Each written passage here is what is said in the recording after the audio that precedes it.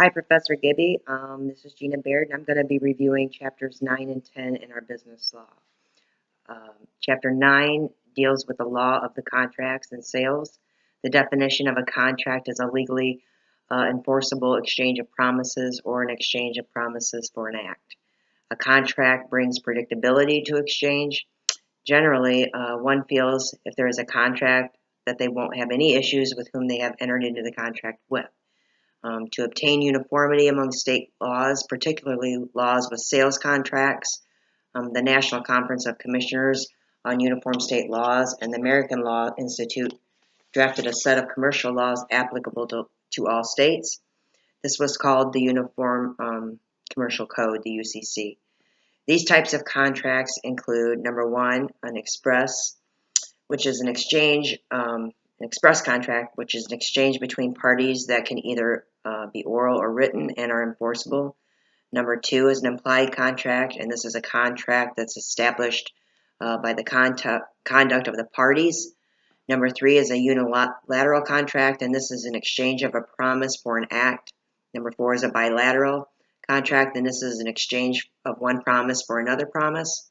Number five is a void contract, and this is a contract that at its formation has an illegal object or serious defect.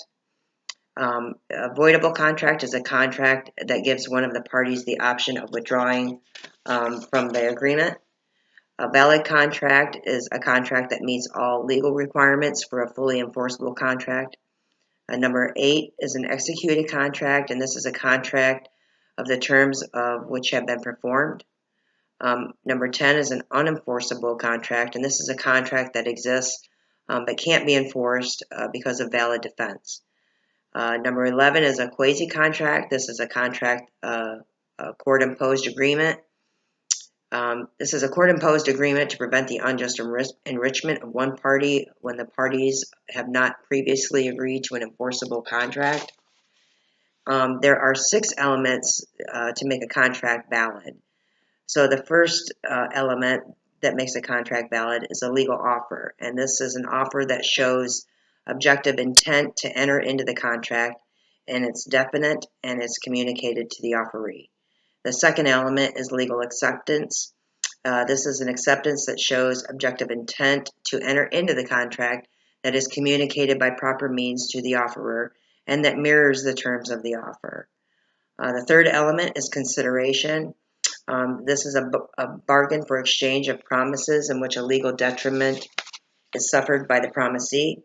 Legal detriment is someone giving up a legal right or refraining from exercising a legal right. The fourth element is genuine assent, and this is when two parties enter into a contract that is free of fraud, duress, undue influence, and mutual mistakes. Number 5 is competent parties, and this is a person's ability to understand the nature of the transaction and the consequences of entering into it at the time the contract was entered into. The sixth element is legal object, and this is this contract subject matter that is lawful under statutory and case law. That was Chapter 9. Chapter 10 deals with the law of contracts and sales as well. This chapter deals with contracts that can be discharged, as well as remedies that are possible for firms and individuals who are injured by a breach of contract for the sales of goods. A breach of contract is a failure of one of the parties to perform their obligations under the contract at the time performance is due. Condition precedent is a particular event that must take place to give rise to a duty of performance of a contract. The book uses the example, a contract that two parties are engaged into will be discharged or voided if one of the parties' attorneys doesn't approve a title before closing. Condition subsequent is a particular event that, when it follows the execution of a contract, terminates the contract. Impossibility of performance is a situation in which the party cannot legally or physically perform the contract, maybe because of a death or maybe the promised performance is illegal. Commercial impracticability is a situation that makes performance of a contract unreasonably expensive, injurious, or costly to a party. Remedies for breach of contract are either monetary damages or non-monetary damages. Monetary damages can include compensatory, punitive, nominal, and liquidated damages. Compensatory damages is monetary damages that are awarded for a breach of contract that results in higher costs or lost profits for the injured party.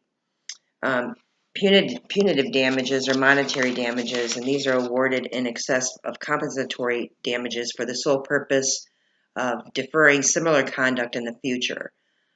Nominal damages, this is the courts where the courts award a very small sum, usually like $1, to a party that is injured by a breach of contract but cannot show real damages. Liquidated damages are more than likely set in a separate clause in the contract for non-performance that were stipulated in the contract. So how does this apply to my position at work? Before starting at Parkview, every future employee, they're required to sign an agreement to follow the ethics of the company that we put forth. And a few examples of this could be such things as like sexual harassment, discrimination, HIPAA, that's a big one. The future employees are also required to read the policy manuals and sign that they have read the policy manual and understand everything in there from personal time off to Parkview's dress code. This would be, in my opinion, a bilateral contract between Parkview and the future employee. Parkview agrees to employ the individual as long as the individual agrees to sign the terms that Parkview has set forth. So this pretty much summarizes my chapters 9 and 10 in our business law book. Thank you.